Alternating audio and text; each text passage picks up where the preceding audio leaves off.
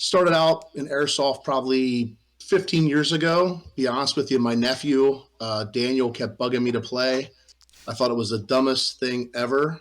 If I'm going to be honest with you, I'm like, I'm not going to go out and shoot BBs at people. Like, this is so stupid. He talked me into it, kept begging me. And then, here I am 15 years later, two stores, a production company, and I guess I just can't get enough of it.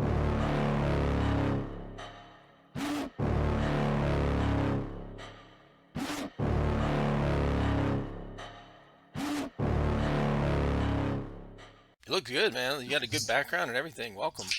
Yeah, thank you for having me. Yeah, dude, this is cool. So I wanna shout out Skirmish real quick as a sponsor of this podcast and the one that put you and me in touch with each other. And Yeah. I'm actually sporting the bracelet. Oh yeah, that he sent me. Yeah, we got a bunch sitting here on the counter. Nice. So So what I thought we could do is maybe go you introduce yourself and then go a little bit in your background, like how you started out. I guess if you know where you're at now, grew up in that area, and then how you ended up in airsoft, and how and why you started an airsoft store and field, and then we'll go into the skirmish stuff after. okay, yeah. My name's Paul Whitman. I am the owner and operator of Jackal Tactical Airsoft and also Other World Productions. Um, Started out in Airsoft probably 15 years ago. Be honest with you, my nephew, Daniel, kept bugging me to play. I thought it was the dumbest thing ever. If I'm going to be honest with you, I'm like, I'm not going to go out and shoot BBs at people. Like, this is so stupid. And he talked me into it, kept begging me. And then, here I am 15 years later, two stores, a production company, and I guess I just can't get enough of it. So, Nice. Hell yeah. Isn't that how some people start? Like the last, a matter of fact, the podcast that comes out tomorrow night, Kyle, that runs KDK Airsoft, okay. he i- he started the same way. His brother kept bugging him about coming out, starting or whatever. Like, oh, just come try it out. He's like, what? No, like little springers. Like, what are you doing? Like, that's little kid stuff. And then he went out. He said it only took once, and he said, okay, I'm hooked. Yeah, it's crazy when we first started playing. Like everyone had, the Springers and the Dunhams or Walmart or Dick's guns, and some of those guns were expensive, like $100 guns, and all it took was one person to go buy like a good gun, and then everyone had to buy a good gun because that person for like 3 weeks annihilated everybody with that like 400 feet per second gun. So Yep. it's cool because like being involved as long as I have been, like we've seen this sport evolve so much from like the guns 15 years ago to the guns now. It's actually unbelievable, and it's pretty cool to be a part of this era of airsoft. Yeah, I think so too. And that's my reaction was the same when my boys came home and said, "Yeah, we went and played airsoft with Johnny." So this is 5 years ago. This will be 5 years ago. April. This April will be 5 years that we started our YouTube channel. So and we started our YouTube channel probably 2 months after they started playing. And so they came home one day and said, "Yeah, we went played airsoft with Johnny." Now they were in their early 20s when they came home and said this to me. So I'm Okay. going, "What? Why? That's not. Did his young cousin have a birthday party or something? What is it? And they're like, "No, man, it's way different now than when we had the little springers in the backyard." I said, "Oh, okay." So I didn't really know anything about it at that point. And then the next time, it was like a week later, they're starting to walk out the hallway here, and they're carrying AR-15s. And we have AR, like real ones, we have real steel guns and stuff. And I was like, "Oh, you guys going to the range?" They're like, "No, man, we're going to play airsoft." I said, "What? With those?" And they're like, "Yeah, these are airsoft guns." I was like, "No way," because they took the orange tips off and put some badass suppressors on there. And so then I was kind of hooked too. So I was like, all right, let me start a YouTube channel and film this stuff. And that's kind of how we started out. We actually started out our channel doing unboxings and reviews. And so it was me doing the filming and posting and doing all the take care of the channel. And those guys were doing the airsoft stuff. And we would all buy mystery boxes and stuff. But I was hooked. I was hooked. I was like, this is awesome. At the time, I couldn't go out and play or, go with them to events or whatever because I was recovering from being paralyzed. And that's why I needed something to do. So that's why I said, let me start. I would have never thought to start a YouTube channel. and, so and I've been hooked ever since. And it's been 5 years. So it's been cool, man. Yeah, that's awesome. That's awesome. Yeah, we used to after we played for a little while, we kept getting the cops obviously called on us all the time playing locally in the city. We actually were held at gunpoint by a bunch of officers in SWAT gear and stuff at the one location we played at. What? Some old lady saw us on top of a mountain and called the cops and said we were going to rob the store on the top of the mountain. And we were on the ground with the legs separated and guns pointed at us. And yeah, Oh, it was pretty crazy. But yeah, we've been that's through crazy. actually everywhere we played, back in the day. It would be okay for a little bit, and then cops would start coming, and it just became a hassle. And finally, one of our local fields, like an hour away from us, Ambush Adventure Park in Conestoga, they started doing airsoft, and then we've been going there since day one. Hmm. So Okay. And that's in you guys are in PA, right? yeah, we have a store in Lebanon, Pennsylvania, which is like central Pennsylvania near Hershey. Everyone knows where Hershey is, but Yeah. and then our other store is located at Ambush Adventure Park in Conestoga. So we have this store that's uh, on the field property at that location. Okay. And how So did I that mean, come to be? Like how did you just one day you're like, "Okay, let's start a store." yeah. So we were playing at Ambush for probably like 3 years, and the original owner of the location, Denny Kraus, he purchased back the facility. So he didn't have it for like 10, 12 years. Purchased it back from the previous owners, and I became pretty good friends with him. And we were getting pretty into it, and it's like I was like, man, I wouldn't mind starting like a small store or something like that. So I started looking in the area, and I found a place in Manheim, Pennsylvania, and I kind of felt guilty about it, like I was taking business from Denny because he was a good friend of Mm, mine. So right. I went and talked to him, and he said, "Look, before you do anything, before you sign a contract, let's talk." And we set up a meeting with him. I thought he was going to offer to like back it, like be a partner or something. But he told me he was booting the guy that ran the store at the field, and he wanted me to take it over. And that's pretty much what happened. We were partners for the first year, and then I ended up buying Denny out and took over full ownership of the store after the first year. Oh, okay. So Yeah, what a good way to get into it though, because you had something that was already established. You had some like a mentor that had already been there running the store and knew what he was doing. You got to see behind the scenes or learn the ropes. yeah, he had a friend running the store, and it was, to be honest with you, it wasn't the greatest. Okay. They just had a bad situation where they Denny thought he was sinking a lot of money into the store, and he wasn't getting any return. Mm, So when I took over the store pretty much had no inventory or anything. I mean, we started my initial startup for Jackal was like a $500 startup. So and that was wow. 10 years ago in March will be since I had Jackal at the Ambush location. So Okay. Yeah, how did that come about? Like, so what's the difference between you have Jackal Tactical, you have Otherworld, is that yeah, right? yes, Productions, and yeah. then the storefront is called something different, right? The Or the field? storefront at the field is the same. The Lebanon location and the Ambush location are both Jackal Tactical. Originally, the Ambush location was called Ambush Pro Shop, and I just didn't like that. Kind of left a bad taste in a lot of people's mouths and stuff, so I Uh, rebranded to Jackal Tactical. I was a huge fan of Anubis, and I was going to do something like Anubis Airsoft or something. I thought it sounded kind of corny, and I'm like, well, Anubis is a jackal, and like that kind of goes good. So that's where we came up with the name from. gotcha. Um, but yeah, the other world part of things. Um, about like 2 years after I was already hosting games for some fields for a couple years under our team name, which was Death Watch Milsim, and we ended up decided to make a production company after EMR Event Park saw some of our videos, and said that we never wanted anything to do with airsoft. Tell me who produced these videos and produced these events. And when I told them it was me, they were shocked. So they hired me to start doing 2 games a year at their field, which we still do 2 games there. And pretty much I started with 3 other partners. It didn't work out with the other partners. They didn't like, I don't think they liked how long it was taking to get things rolling. It took a couple of years before, business like that would make some money. And I just eventually took over full ownership of that business as well.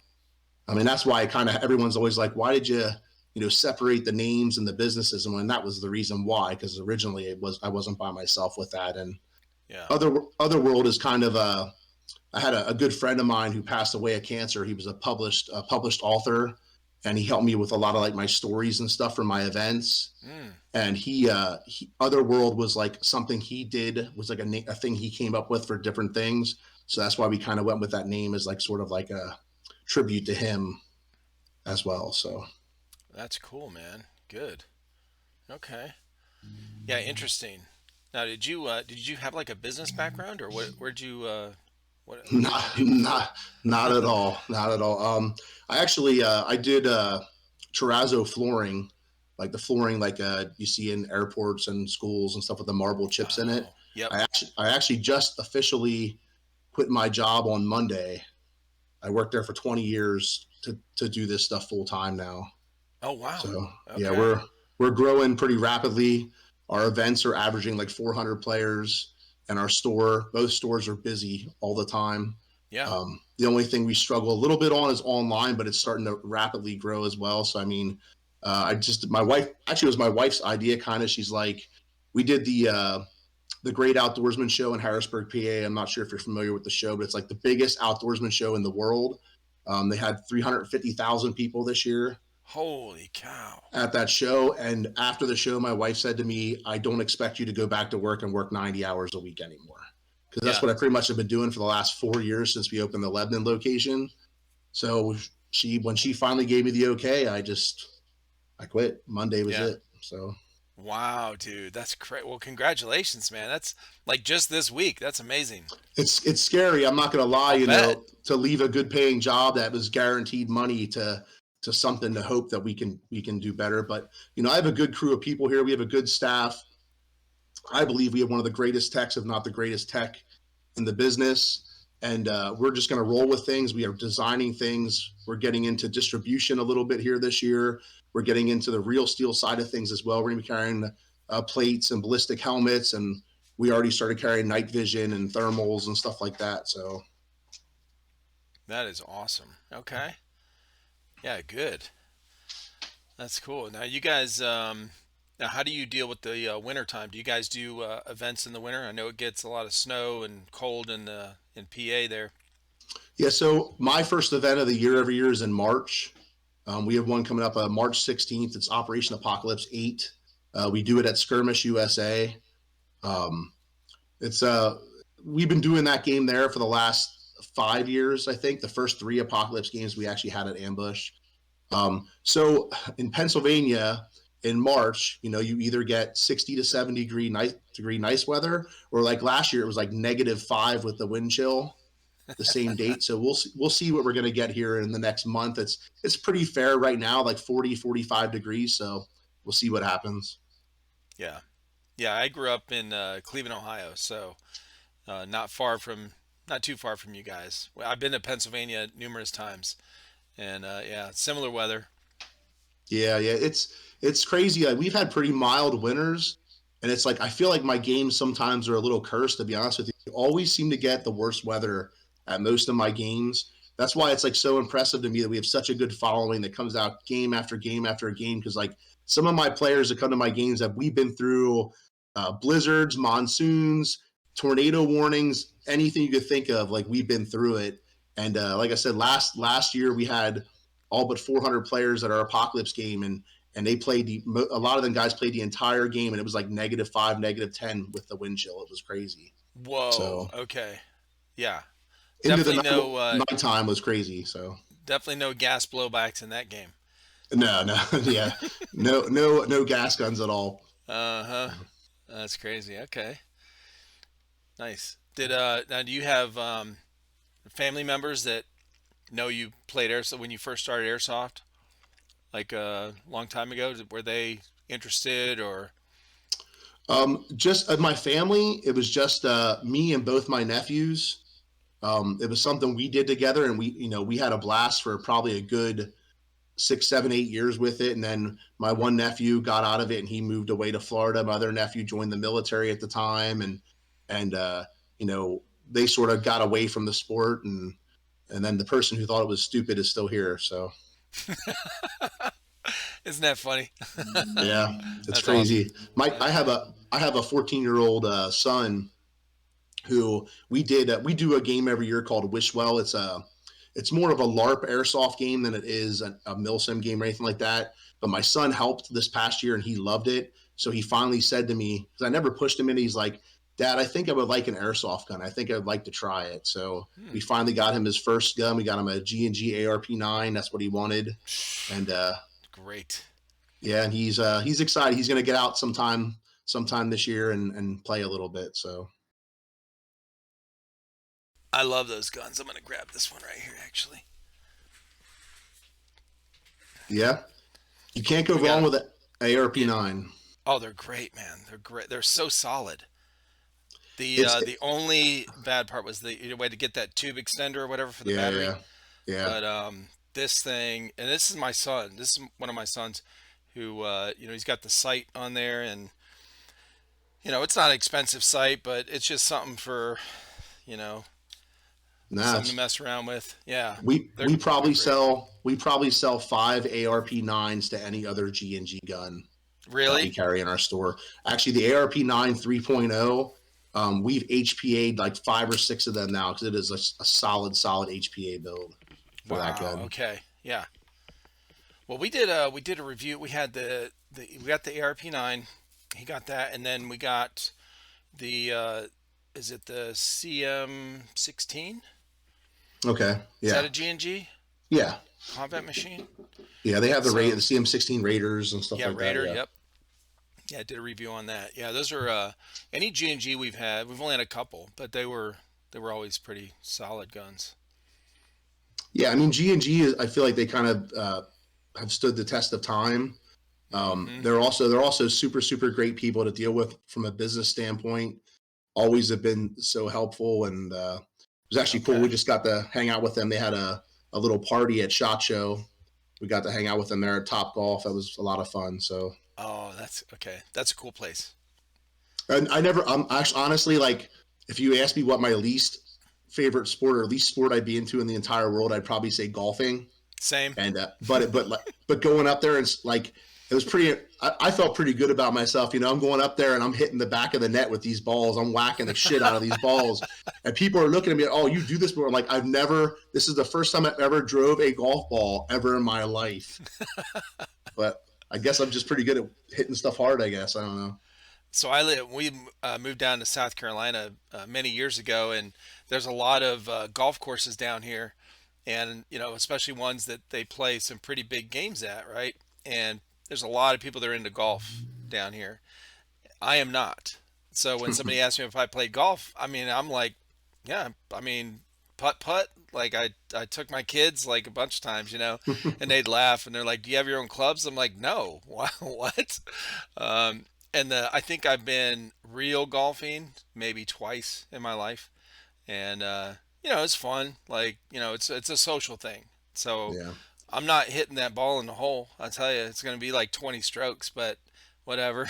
My one buddy asked me to go the one time, and I said, "Yeah, I'll think about it. Let me know the next time." And he called me after he went, and I'm like, "Well, how long did it take?" He said, "Oh, we were out there for like 6.5 hours." I'm like, "I'm never going.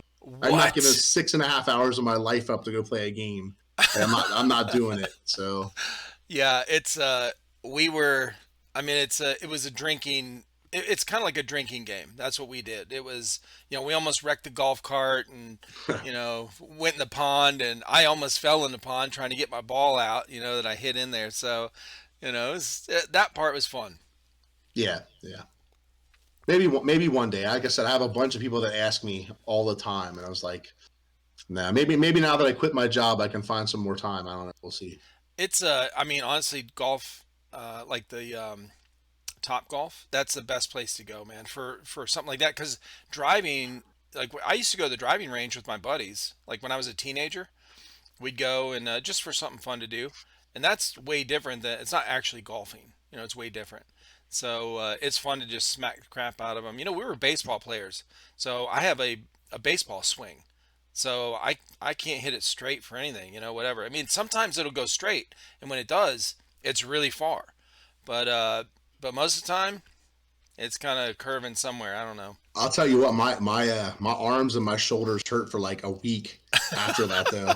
I was like, man, my old ass isn't used to that, man. It Right? was beating the crap out of me. So You're like, oh, this range of motion. Okay, got yeah, it. yeah, it Oh wasn't yeah, good, but it was fun. It awesome. was fun time. Good memory. I'm glad I got to participate in it.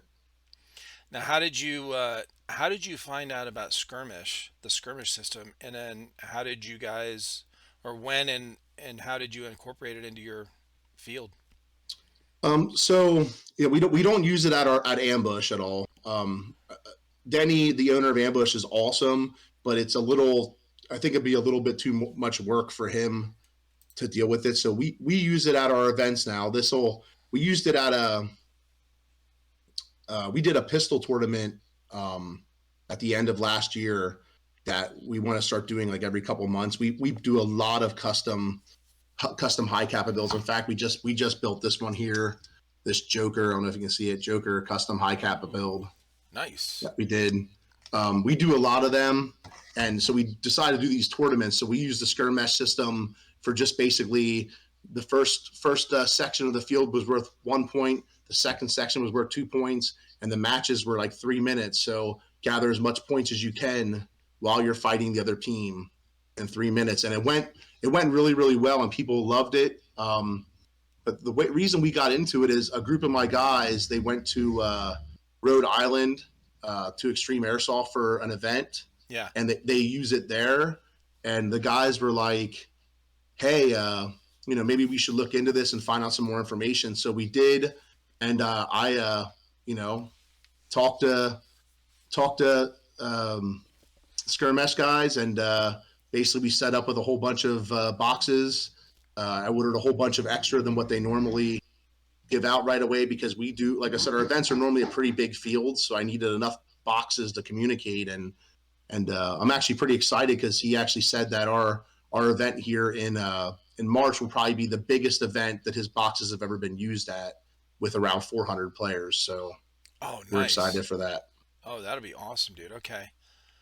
Yeah, it's I think we definitely found he found a good spot for using these systems, outside of the indoor play is the LARP events.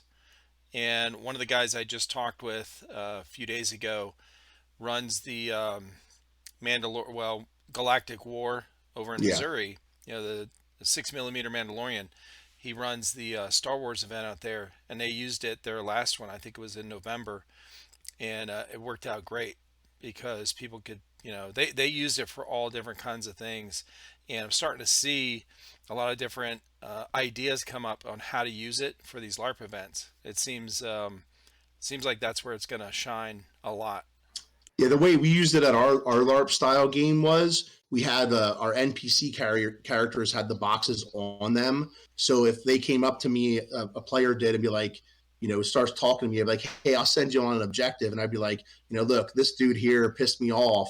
Go kill him and send me a picture that you killed him, and we'll award you." So they would scan into our box, go do the task, come back, and they would scan out of the box. So that would then give them their points, and then we would award them in money or gold or whatever we promised them. But it worked. That's the first time we used it, was at that event. It worked pretty good. So I mean, the bottom line is it's not cheap system. But it's awesome. But if I'm spending that kind of money, I'm going to use it at all my events. And the thing I'm most looking forward to with it, to be honest with you, are the big milsim games, because one of the biggest pain in the butts at running them games is always taking score. And when I'm doing a game at a 200-acre, 300-acre field, which is most of my events, it's like I'm getting called on the radio and I'm nonstop back and forth, and it's like sometimes hard to take the scores and stuff. So now this system, is going to take that score for me, and it's going to show everyone in live time who has control of what and who's winning. It's a win-win. There's no money value on how much easier that's going to make these events for production companies. So like Yeah. I applaud the brand, and I'm super excited to see how well it works at a game that could be super cold and have a lot of people. So Yeah, for sure. Yeah, that's one of the things that I was like, hey, this is a no-brainer for somebody that doesn't have a system that's already set up, in that way. Like the some of the mill sims I've been to with these guys, with my boys, and I would just go to like film and take pictures and talk to people and stuff, was the bigger Third Coast Airsoft events. yeah, And Stonebreaker is one of their biggest event, if not their biggest. 700 people at the event, and they have their own system that they built that with that's connected to like their main operating base or whatever, uh, and they can see in real time who's taking over what objective or whatever, at their main base, and that's where they have those boxes that they flip a switch and it counts a timer, for whatever team. But the problem is, what they're missing is the ability that skirmish has is to, like with these bracelets, um, is to track individuals. So that's where I thought, okay, people are definitely going to be into this, because there's teams there at Stonebreaker that were like had been practicing and playing together for like 15 years, right? 10, 15 years. And so one of the teams out of Florida, the Tryhards, they're very coordinated. They practice all the time, and I'm going, at the end of the event, they were on tan team, grouped in with, 350 other people on their team, and they have no idea how their individual team did, except for what they would see, on the field. Like, okay, we were all together and we took over objective A or whatever. But I'm like, dude, wouldn't you want to see this tracked individually, like how your team does? Individuals on your definitely. team do. Yeah, like, and this is something that carries over. Not only that, but 6 months later, you go, man, did uh did Johnny show up to that event? I can't remember, because you go Yeah. to so many events and you're like, oh wait, look, yeah, he did, yep, he was here, because he scanned in. So it just seems like a no-brainer to me to for some of these bigger events to use it for all of that kind of purpose. Yeah, and I mean, you're exactly right there. I mean, it's funny is like in airsoft, everyone wants to be a part of a team, and then when they're a part of a team, everyone believes their team is the best. They're the best, the best, the Yeah. best, the best.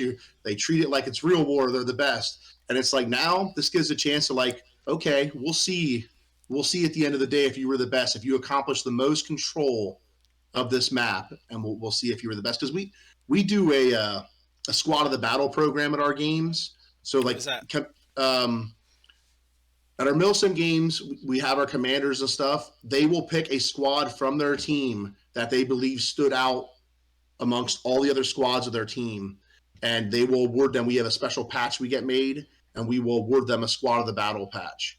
And this is like a huge highlight for my events. I mean, we have a team I think that's won it 3 or 4 times now, and it's like these guys like this is like their trophy of trophies.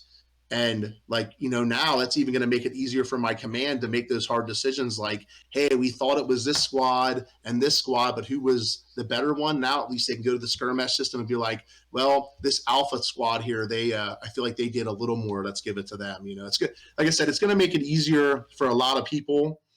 You know, I mean, it just definitely is. I just we're super excited to try it out. And it's people that do give a little bit of like complaining about it. They're like, oh, it's just a lot to set up and stuff like that. But it's like, Mm-hmm.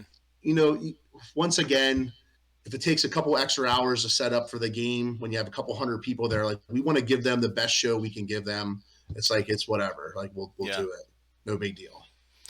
Yeah, and that's the thing. Once it's set up, it's done. It's set up. Okay, you can run, and it's one of the things that, and I haven't brought this up in a very long time, but one of the things that I thought of that I thought would be really cool for one of you guys that does these event coordinate, set up these events, is have a an event that is like a timed course that is like a tactical course for airsoft teams. So something like, over the past 3 years that I've been doing this podcast, I've talked to a lot of people that are on airsoft teams, of 8 to 10 to 15 or 20 people strong, right? And they've been running together for quite a few years. And I'm like, and I always ask them, well, how did your team do at this last event you went to? And like, oh yeah, we did good, like, no, like, how did your individual team do? Like, how do you know? And have you guys ever done like a tournament where you can test your skills as a team? And I thought, man, this would be a really cool thing to have the skirmish system at like an obstacle course, tactical course, where they have to take over objectives, right? You start the timer, and it's just that one team. They're playing against the clock and the targets. So like those kill houses are set up where those Navy SEALs or SWAT teams, they go through and practice, and they have to shoot don't shoot the hostage, kind of thing. Yeah. There's a They could go in and scan in. They have to take over objectives, or rescue a hostage or medic somebody, that kind of thing, where it's timed, and those boxes can be set up that way, and then incorporate. Have you ever heard of the is it called first strike? The targets, the metal targets. I think they're out of the UK, and Okay. they're set up for like pellet guns and then airsoft guns, and they register when you hit them. They're attached to the electronic, leaderboard and everything. It's actually a worldwide leaderboard, and you can time, it's timed or whatever, how quickly you draw and how quickly you hit the target. But I thought that would be a really cool idea to get the skirmish system into a tournament of airsoft teams that run through this, right? And they can track their progress. Anyway, so there's a lot of uses for it. Yeah, we're actually. It's funny you said that. We're actually working on something like that right now. Okay. So we invested in a whole bunch of the gunpowder shooting screens, the digital shooting screens. Mm, We have, I think, 10 of them. And we took them to the Great Outdoorsman show and showed them off there, and we had a blast with it. But we can link them all together and do like body size targets for like a kill house. So we thought of it incorporating the skirmish system as you kill the target, you find the objective in each room of like a kill house, or you hmm use the skirmish system to, this is your unlock the door, to keep track of how fast they go through the doors and through the buildings, and then you'll have the other system keep track of their kills if they killed them properly and stuff like that. So Yeah. we know, not to say a whole lot, but like we are possibly in the works right now with some Army, Marines, and Air Force to do some kill houses at some events for them. And we plan on going all in with that kill house if the contract happens. Oh, that'd So be awesome, dude. Okay. Yeah, I would love to see that, because having a leaderboard where these teams can show up, right? Like they and show out. Like, okay, we're listed at the top, because individuals that play with skirmish and stuff. It's fun to see that. Obviously, it's like the Call of Duty or Halo. They want to see their name at the top of the list on leaderboard. But yeah, these teams that get together and try to go through something that's difficult and timed, and all these different things, and they can rank their teams in that. It'd be cool. Okay. what's funny is we talked about like a little bit about how teams want to prove they're the best or whatever, but it's like Hmm. it's actually not true. Like we tried to do an event, a battle royale style event, and I thought I had like this flawless rule set. We were super excited for it. Yeah. When a trophy was on the line, we could not get teams to sign up for the game. And Really? I said the only excuse is all these teams that think they're so great, they're worried they're going to get proved that they're not as good as they think they are. Yeah. And like we could not, like, we hate ever having to cancel events or postpone events or whatever. We hate it, hate it, hate it. It's only happened a few times for different reasons throughout the Yeah. last like 13 years of hosting events. But that was one event that we only had two squads sign up for it. And it's like, man, we thought it was the perfect rule set. I mean, everyone keeps saying, "Oh, you should revisit it. You should revisit it." But it's like, man, that was a lot of work for like no one like want to prove themselves. Like I would have been all for that. Like, our team, we would have probably took like 4 or 5 squads to that game and wanted to prove how good we were, you know. And Right. it's but like people, we just could not get them to sign up for it. But maybe That's we'll funny you say that try again. because when I first started bringing this up to people, once I found out about the skirmish system the same way you did. So somebody that I had on the podcast, I think it was the second time I had him on, call sign Honey Badger. He's out of Texas, and he had gone to uh, what's the one in Rhode Island? Uh, ex- Extreme Extreme, airsoft. yes, Yeah. Extreme Airsoft. He went to that same event, saw it, being used, the skirmish thing, and I had never even heard of it. And so I had him on, to talk about going to that event that he went up there for. And he's like, "Yeah, man, we played with these bracelets. You could tag in or tap in or whatever." I was like, "What is this now?" And he was telling me about it. I was like, "I need to talk to that guy." And then so like a few weeks later, I had Brandon on, and we talked about skirmish. That was the first time I had him on.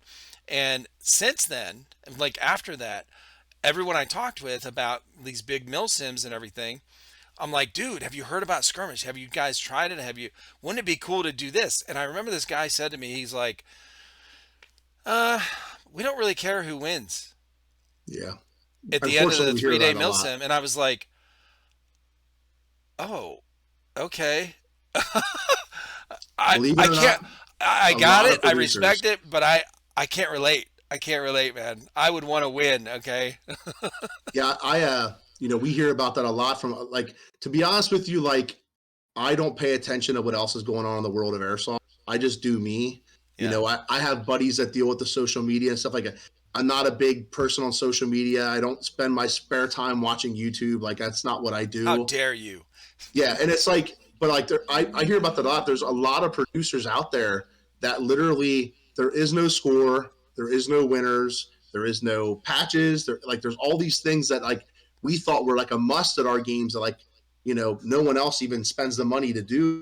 So it's Yeah. like it's shocking because like I said, like how you're saying now, like we only recently started realizing there's a lot of producers that do not keep any score at all. Mm. Hmm. So Yeah. That's pretty wild. Yeah. I guess it's, the Speedsoft world is very different. Like they're all into competitive. 100%. I mean, So that's these, like I said, these custom high capas and AAPO ones. We're building sometimes 3 to 5 of them a week, and we don't even have an indoor field near us.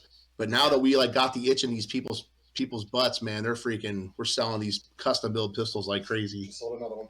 So yeah, Greg just told Speaking me of he's that, building another one. nice. Speaking of that, in the indoor and the Speedsoft stuff, have you guys, being a store that sells this stuff, have you guys gotten a hold of the new Lancer Tactical stuff? Or you saw it at SHOT Show, right? Yeah, I want to be honest with you.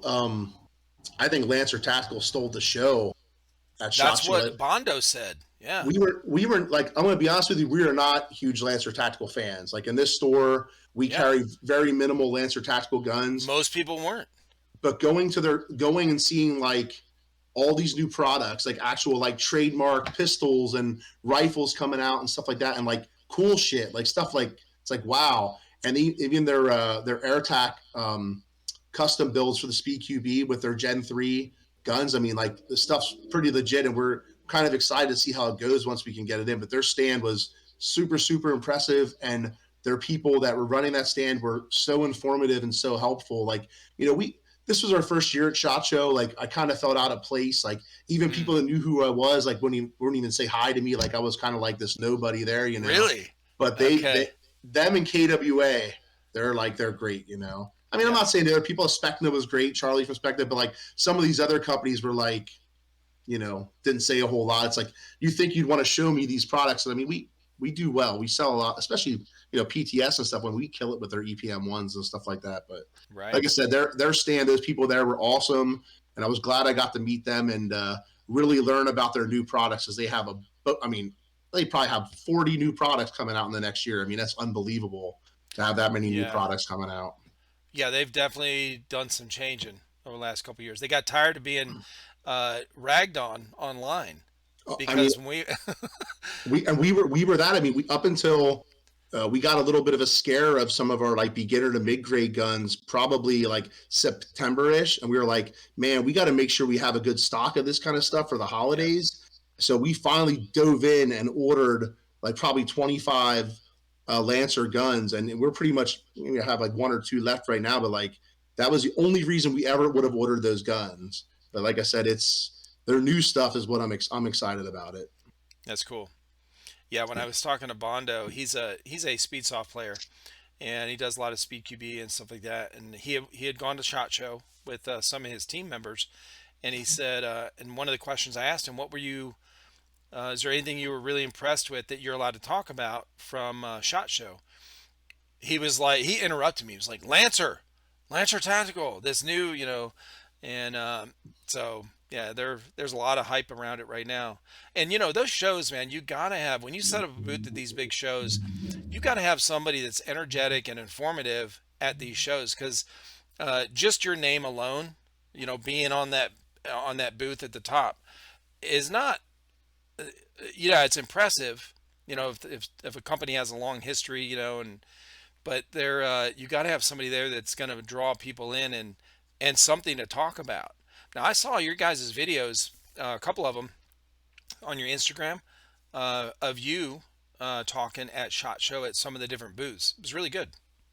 Yeah, well, I tried. Like, obviously that's not normally me, but we realized that, like, I want to do these things too, and it works for some other stores and stuff. And you know, it, there were a lot of things we were like. It sucks because like Umarex has some really cool products coming out that we're not supposed to talk about, and like I'm just, like I would want to talk about them because like I mean, Umarex is Umarex. They always make good quality products, and Yeah. the Glocks and all the HK stuff are some of our biggest selling products.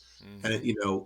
and it was cool to see how excited like Cliff from Umarex, how excited he was talking about his new airsoft products. Like you could tell, like he wasn't just like, oh, I'm trying to sell this product. Like he was super excited about them. And then when he showed them, I'm like, well, I understand. Like these are some pretty super exciting things coming out. So Yeah. it was the same Well, with Prometheus. I'm meeting with Laylax. Um, they're at their little spot they had. I mean, man, they have a whole bunch of cool stuff coming out as well. Like parts wise, like you don't normally get excited about parts and barrels and stuff, but like right. it's like man, like their stuff's pretty legit. And like I said, it was a good experience for me. We plan on going every year. Vegas wasn't as cool as I thought it would be. Honestly, I was kind of underwhelmed about Vegas as a whole. Is And I that the first lost. time you were in Vegas? Yeah, and I lost. I Okay. lost. I like to gamble, but I don't like to gamble at their prices. So like I did lose some money pretty fast, but we'll go back next year, maybe try again. So I've been to Vegas probably 10, 12 times in my life, and I'm not a gambler. So all in all, in gambling money, I've spent probably less than $100 in the 10 or 12 times I've gone to Vegas. All my money went to alcohol. Okay. Well, it was funny as I put my wife went to the bathroom the one time and there was like this like I'm not a slot machine player at all, but Yeah. I'm like what like everything is all the table games are so expensive here. I'm like let's just put $100 in this penny slot machine. I'm thinking, okay, penny slot machine. I'll have some fun for a little bit. She'll be at the bathroom. Maybe she get us some drinks. By the time she got back from the bathroom, the $100 was gone. It was $8 a play to play the max. So like I didn't win anything. It was like just gone. It probably I bet 2 minutes that $100 was gone on a penny slot machine. Isn't that crazy? Yeah, I that's mean, that's why I don't yeah. normally do slots. Like we have a casino here, Hollywood Casino. It's in Granville, PA. I'll go there from time to time, but I'll go there and I'll play $10 craps tables for sometimes 10, 12 hours straight and not even lose $100. You know what I mean? So Hmm. it's pretty crazy. My gambling experience started with I think I was in seventh grade. I bet on a Cleveland Browns game growing up in Cleveland, and my buddy bet on I think it was I can't remember what team it was, but it might have been Philly. But we bet $5. Now seventh grade, I'm mowing grass, and I'm like, It's a lot of I'm money. I had to, bro, I had to work my ass off for $5. So, and we're talking trash back and forth. So of course I gotta, okay, yeah, I'll do the $5. So I lost, and I remember even to this day at school handing him this $5, and I was like, this was like the dumbest thing ever. Like, who would gamble? This is dumb. Like, I'm never doing this again. And I never gambled again until I was in the military. And I went, Okinawa had, in Japan, they have a slot, they call them pachinkos, Yeah, slot machines. And I did a few of those, but nothing, whatever. I've never been into gambling. I thought, what a waste of money. it was. I mean, it just isn't like along the lines of gambling, but it made me think of it. My tech Corey, his kid was here the one day, and he's like, "Paul, is there anything I could do for you to earn like $10 or whatever?" And I said, "Yes, I have something you can do. Go shovel the snow." And I said, and I'm going to teach you a valuable lesson when you're done. So I had 10 $1 bills, and I said, I'm going to take $3 for taxes. I'm going to take $1 for this, $1 for that. At the end, you get $4. And he just looked at me so stupid. I'm like, you'll know soon enough. As soon as you start working, you'll know what that's like, where they just take your money. Good for you, man. What a good lesson for real. You know, the other thing I've heard too is do like if you break it down like that, like break it down into ones, and you give them the $10, right? Give it to them in their hand, and then you tell them what to do. And for every minute you're late or not doing this thing or you don't finish, right? You got to finish in this amount of time. I'm going to take $1 away from you each time. And it's like, because, people will work harder to keep something they have, right? To not lose something that they have than to gain something they don't have, because it's not tangible yet. They don't see it. So, but yeah, that's a great lesson, man, for real. Like business lesson. Like this is life, right? Yeah, he looked at me stupid. I did end up giving him the whole amount of money, bad, but I'm sure, I yeah. tried. Yeah. Awesome, man. Well, listen, man, it's been great talking with you. I appreciate you being on. There's a lot of good stuff you have going on. I'm really impressed with how much you guys are growing. I honestly, I did, I'm still learning and finding new channels for Airsoft through Instagram and all the different socials or whatever, and through people. Most of the people I've had on here is uh, is a recommendation from the person I had on before. You know what I mean? So, meeting you through Brandon has been great. So I Yeah, appreciate your time. Yeah, Brandon has been great. I mean, he's constantly trying to help us out with meet different people and stuff like that. There's a couple other producers that he felt like we could link together because we had some ideas that were like, the other producers would think are out there, like some of these LARP style games and stuff that Mm. like other producers wouldn't touch. But he's tried to help reach some other people that way and stuff. But he's been great. When he recommended me to you for this, he told me, he's like, a lot of people don't know about you and your stuff. Like, I think you should get on here and maybe people will learn about you a little bit. So Oh yeah, it's that's where been we're at with great. that. I was gonna say before we wrap up, what what kind of stuff you want to shout out? You got events coming up. Where can people find all your stuff? Where's the best place if they have questions? Yeah. So we have, I think we're 5 events slated for 2024.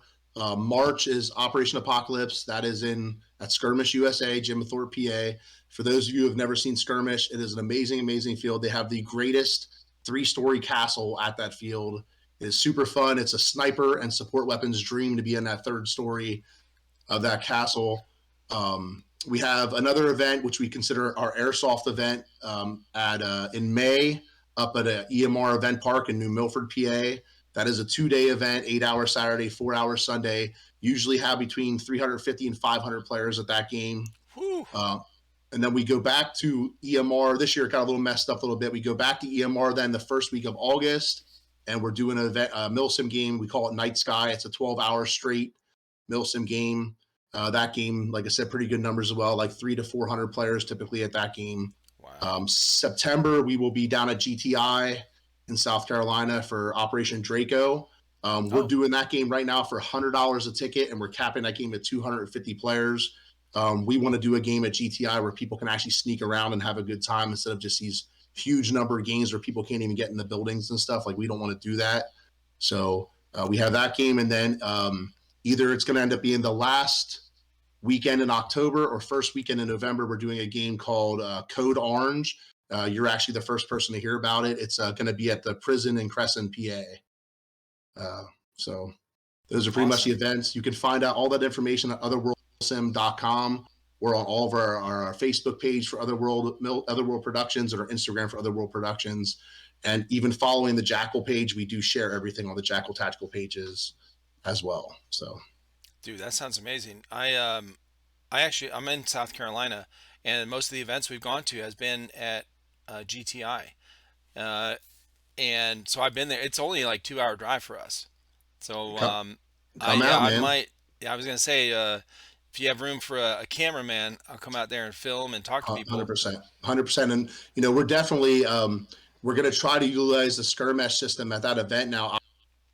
You have like 16-foot thick cement walls to make it work. So we might try to set them up on some of the outside posts for communication and Yeah. try to do it that way. So if it doesn't work there, we have some other methods for taking score and stuff. So we'll see. We were supposed to have this game last year, and our numbers, to be honest with you, weren't the greatest. And I get it. I mean, we're traveling like 12 hours away from our normal clientele of players, and our Mm-hmm. numbers weren't the greatest, and we had to make a decision to cancel that game a month out because we just didn't have the numbers. So they were nice enough at GTI to give us another chance this year, to come back, and if we can make it happen, great. We're going to try our best to get some players there. We have about 35 registrations right now. So I mean, the game's only in September, so we have plenty of time. So Right. uh, we're hoping we can get to that 200-250 player mark for that game.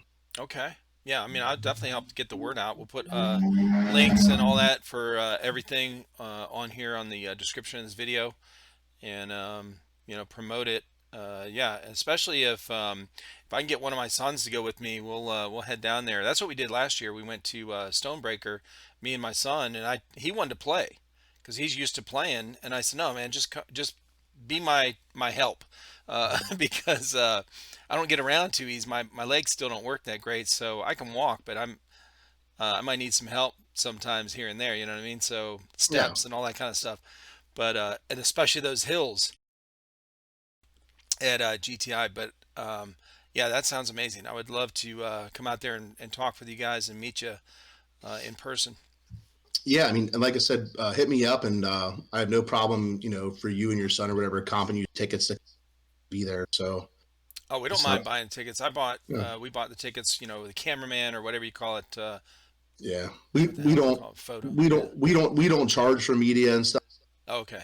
We look at it like you're gonna come and you're gonna promote our event for, let's do it. You know what I mean? So we don't. I We got you. have a photographer, Alicia Rivera Photography. She's been doing airsoft events for like 12 years now, and she Nice. takes amazing pictures. And we let her come out to the events, and she sells pictures online too, like awesome ones that she does. Okay. And but like I said, you guys come out. I mean, I said I'm hoping it could be an amazing event. I've never personally got to play there. Um, I did go there. We took a tour. We loved it, and the place is haunted as hell. We had some pretty crazy experiences. My wife actually wouldn't go back in after we took the Really? tour. Yeah, Did you go down in the bottom where the pipes are? we were there. We took about a 2 hour tour of everything, and we when we were in the locker room area, I swear to God, I saw someone standing at the lockers. And when we were done Oh, with the that's awesome. tour, the owner of the facility said, "Yeah, there's SWAT people and stuff that won't come in here anymore because they keep seeing this ghost." And when he said what the ghost looked like, it was 100% what I seen, to like a T, like No. 100%. And my wife saw it too, and that's why my wife would not go back in when he let us go to like free walk around. I was going in myself and trying to take some pictures. She would not come back in the building. Oh my God. What? This is the first time hearing this. Are you serious? They have a.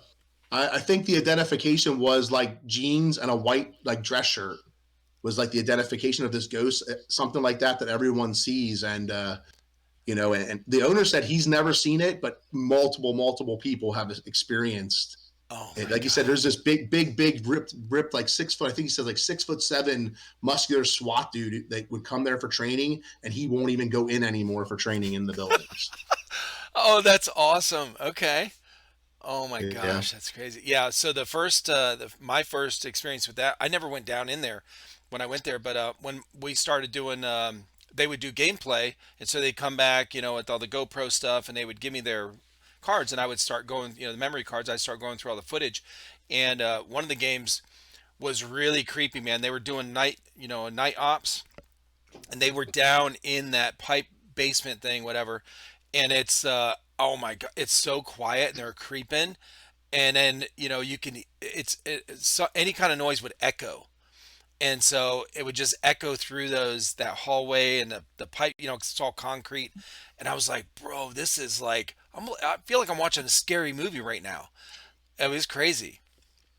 Yeah, we used to play at a place called PRZ Paintball in Canada. They now have ripped the place down. Unfortunately, it was actually one of my favorite places I ever played airsoft at. And they had some extremely crazy, creepy things. Like that's actually like one of the top haunted places, like in Canada, like it was. The one year we played airsoft there, the catacombs just filled up with water and never like unfilled with water. And that used to be like the morgue. So like originally was like I think it originally was a military base. Then it was a schoolhouse. Then it was an insane asylum. And it had some like it literally, when you played there, it's like you were playing in The Walking Dead. I know it says PRZ paintball, but it was not a paintball field. It was a giant complex with a gymnasium, a kitchen, multiple 3-story buildings with hundreds and hundreds of rooms, and it was extremely creepy. And you heard all kinds of weird like Walking Dead noises and shit in the middle of the night while you were Oh no, playing there. So not me, bro. Not even going. oh yeah, Nope. you wouldn't have found me walking around without my buddies. It was okay with the 12 of us there, whatever, playing. But if I Yep. with those guys, I probably would have been a little nervous about that. But Telling you it was right a lot of now. fun. That's cool. Well, Yeah, man, I appreciate you being on, Paul. Thank you so much, and I'll have links to all this stuff and all your events and your page and all that stuff. And we'll definitely try to get the word out for the September event down in GTI. I'd like to see that happen. yeah, I appreciate everything, and even our website. If people could check us out at jacktac.com, that would be awesome. Cool, man. Appreciate your time, brother. No problem. I appreciate you. Thanks a lot.